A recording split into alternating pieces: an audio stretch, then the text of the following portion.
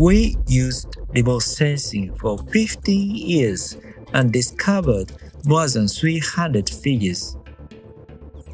Using AI, we found nearly the same number during a 6-month survey. For over 2,000 years, massive lines etched into the Peruvian desert have baffled researchers.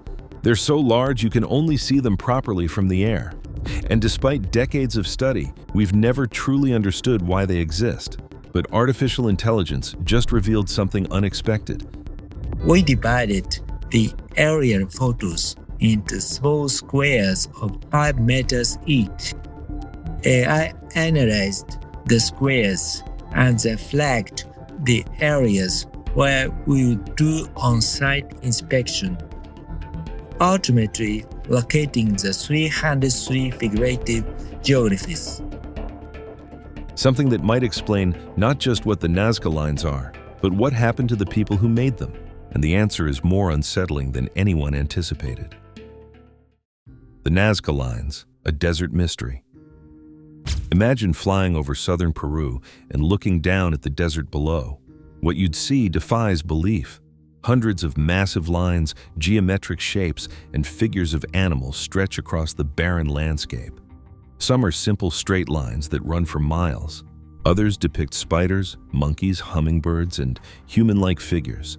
The largest designs span over 1,200 feet. These are the Nazca lines, created by the Nazca civilization between 500 BCE and 500 CE. They removed the reddish pebbles covering the desert floor to reveal the lighter ground beneath. The desert's unique climate, with virtually no rain or wind, preserved them for centuries. But here's the strange part.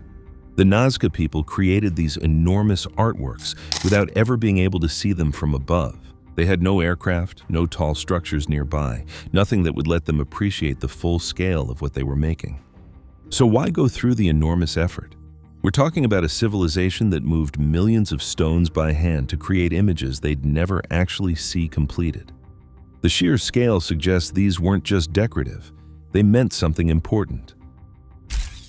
Centuries of theories and failed attempts. Since their rediscovery in the 1920s when commercial aircraft began flying over Peru, researchers have proposed countless theories. Some suggested they were astronomical calendars with lines pointing to celestial events. Others thought they were pathways for religious processions or markers for underground water sources in the arid landscape. The Swiss author Erich von Däniken famously, and quite ridiculously, claimed they were landing strips for alien spacecraft. More serious archaeologists like Maria Reich dedicated their entire lives to studying the lines. She spent decades mapping them, proposing they represented a giant astronomical calendar used for agriculture. But none of these theories fully explained the line's purpose or variety. The problem was always the same. There were just too many lines, too many different figures, and too many patterns. Some lines led nowhere. Some overlapped older designs, suggesting different generations had different purposes. Traditional archaeological methods hit a wall. Physically, researchers could map the lines, but understanding the why required seeing patterns across hundreds of square kilometers. The human brain simply couldn't process all the variables at once. Ground surveys took years and often missed smaller geoglyphs hidden among the more prominent ones. Aerial photography helped, but interpretation remained subjective. Different researchers saw different patterns. Without written records from the Nazca people, every theory was essentially educated guesswork. The mystery seemed destined to remain unsolved. Enter artificial intelligence. Then in 2019, researchers from Yamagata University in Japan took a different approach. They partnered with IBM's Thomas J. Watson Research Center to deploy artificial intelligence and machine learning to scan the Nazca Desert. So in 1994, when I start the investigation, we know only the 30 or 40 figures. I used satellite images, aerial photos, and drone images for fieldwork. The technology used was fundamentally different from human observation. AI doesn't get tired, doesn't have preconceived notions, and can analyze massive datasets simultaneously. The team used deep learning algorithms trained to recognize patterns in satellite imagery and aerial photographs. After that, they recommend to work with IBM Watson Research Center in New York. So normally we need a lot of data to train the AI. They fed the AI thousands of images of known geoglyphs, teaching it what to look for. Things like slight color variations in soil, subtle elevation changes, and geometric patterns invisible to casual observation. The AI system could process in hours what would take human researchers years. But this wasn't just about finding more lines. We divided the aerial photos into small squares of 5 meters each. AI analyzed the squares and then flagged the areas where we would do on-site inspection. The researchers programmed the system to look for correlations. How did the geoglyphs relate to each other spatially? Were there patterns in their distribution? Did certain types cluster in specific areas? The AI began identifying previously unknown geoglyphs at an unprecedented rate. Between 2019 and 2022, the system discovered 303 new figures. That nearly doubled the number of known geoglyphs in just 3 years. Some were humanoid figures barely 3 feet across, easily missed by human eyes scanning vast landscapes. The AI's real breakthrough wasn't just quantity, though. It started recognizing 2 distinct categories of geoglyphs based on their location, size, and apparent purpose. This classification revealed something researchers had missed for decades. The Nazca lines weren't random spiritual art or a single coherent system. They served multiple very specific functions that changed over time. What the AI found. The AI analysis revealed that the geoglyphs fell into 2 main groups with very different characteristics. The first group, the larger and more famous designs like the monkey, spider, and hummingbird, were positioned along ancient pathways. These weren't randomly placed spiritual symbols. They marked routes through the desert, likely used for ritual processions or pilgrimages. The figures averaged 150 feet in length and were clearly designed to be recognized from elevated positions, probably nearby hills where observers could gather. But the second category was different and far more numerous. These were smaller, typically under 30 feet, and depicted mostly human figures. The AI found 303 of these, and they weren't distributed randomly. They clustered near settlements and along the edges of the Nazca territory. Here's where it gets interesting.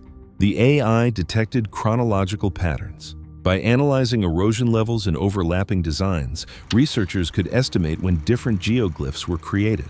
The larger animal figures came earlier during the Nazca civilization's peak.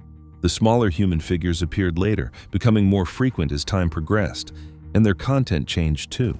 Early geoglyphs showed humans in ceremonial poses, some with elaborate headdresses suggesting religious significance, but later ones became increasingly unusual. The AI identified figures with distorted proportions, multiple heads, or strange geometric attachments.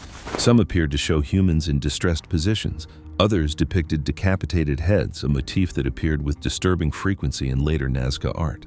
The AI also found something else. The distribution pattern of these later geoglyphs correlated with areas showing environmental stress. Regions where archaeological evidence suggested water sources dried up, crop failures occurred, or settlements were abandoned.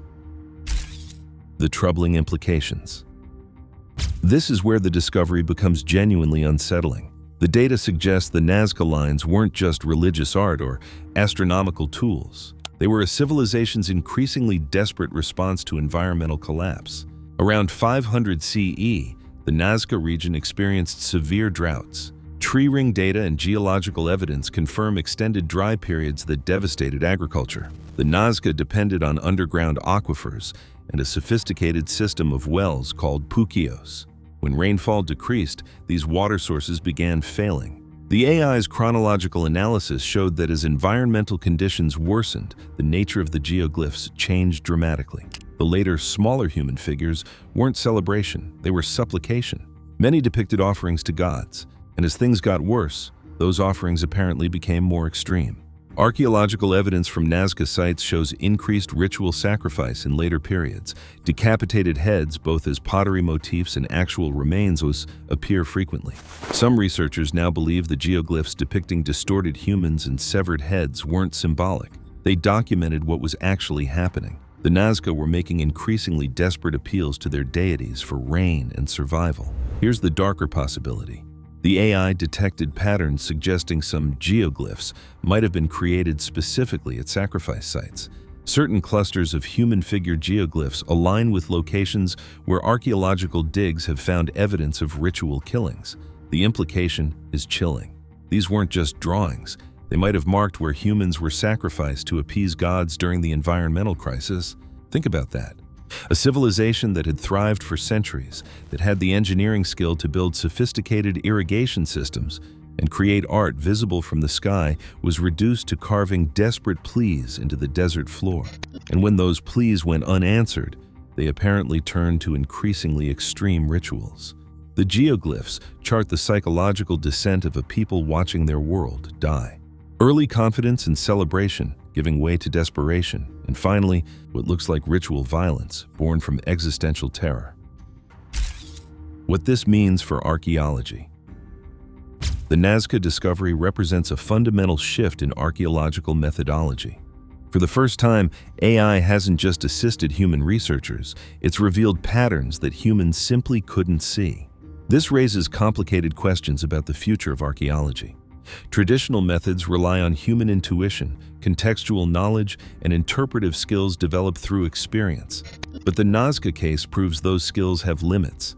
We'd been studying these lines for a century and missed obvious chronological and distributional patterns that AI spotted in months. Some archaeologists welcome this.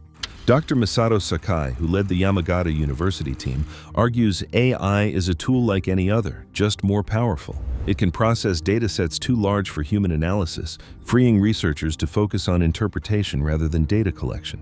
The AI doesn't replace archaeologists, it gives them better information to work with. But others worry about over-reliance on machine learning. AI identifies correlations, but correlation isn't causation. The system found patterns in the Nazca geoglyphs, but humans still had to interpret what those patterns meant. If we start trusting AI conclusions without sufficient critical analysis, we might miss important context or draw wrong conclusions. There's also an ethical dimension. Archaeological interpretation shapes how we understand past cultures. If AI trained on Western datasets analyzes non-Western sites, might it import biases? The Nazca conclusions about sacrifice and desperation are based on pattern recognition, but they fundamentally alter how we view this civilization. Are we sure the AI's patterns mean what we think they mean? And there's the question of access. Advanced AI systems require significant funding and technical expertise. Major institutions can use them, but smaller organizations and researchers from developing nations might be left behind. This could create a two-tier archaeological field where some have access to transformative technology, while others don't. The bigger picture: lost civilizations and warning signs. The Nazca aren't unique. Their story of environmental collapse leading to societal breakdown echoes across history. The Maya civilization in Central America experienced similar patterns. Around 900 CE, severe droughts contributed to the abandonment of major cities. Mayan inscriptions from this period show increasingly desperate religious appeals, similar to what the Nazca geoglyphs suggest. The ancestral Puebloans in what's now the American Southwest built sophisticated cliff dwellings and irrigation systems. Then prolonged drought in the late 1200s forced them to abandon entire regions. The Khmer Empire that built Angkor Wat in Cambodia collapsed partly due to water management failures during climate shifts. Archaeological evidence shows their elaborate hydraulic systems couldn't cope with changing rainfall patterns. What makes the Nazca case particularly striking is how clearly the geoglyphs document their decline. These massive earth drawings inadvertently created a timeline of desperation. And here's what should concern us. These civilizations weren't primitive. They had advanced engineering, complex social structures, and sophisticated understanding of their environments. Yet environmental changes they couldn't control destroyed them anyway. The Nazca had built puquios, underground aqueducts that still function today in some areas. They understood water management, but when the rains stopped coming, that knowledge couldn't save them. Climate scientists point to these ancient collapses as warnings. Our civilization is vastly more complex than the Nazca, but we're also more dependent on stable environmental conditions. Global agriculture relies on predictable weather patterns. Water resources are already stressed in many regions. We're essentially betting that our technology can overcome environmental changes that destroyed every past civilization that faced them. The Nazca lines might be more than ancient art or religious symbols. They might be a warning we're only now learning to read, a civilization's desperate documentation of its own end, preserved in the desert for us to find 1,500 years later. The AI breakthrough that decoded the Nazca lines hasn't just solved an ancient mystery. It's held up a mirror to our own vulnerabilities. These weren't primitive people making meaningless drawings. They were a sophisticated civilization watching their world collapse, documenting their desperation in the only permanent way they knew how. And now we can read what they wrote in the desert. The question is whether we'll learn from it.